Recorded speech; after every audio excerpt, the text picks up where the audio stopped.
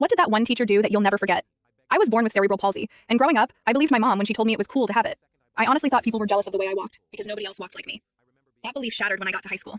My family couldn't afford a special school anymore. I was the only black kid there, and I got bullied on the very first day. But none of that compared to what the principal's son did. He knew he could get away with anything. He constantly mocked the way I moved and talked. Teachers were too scared to punish him, so it never stopped. A few times, he even kicked my canes out from under me.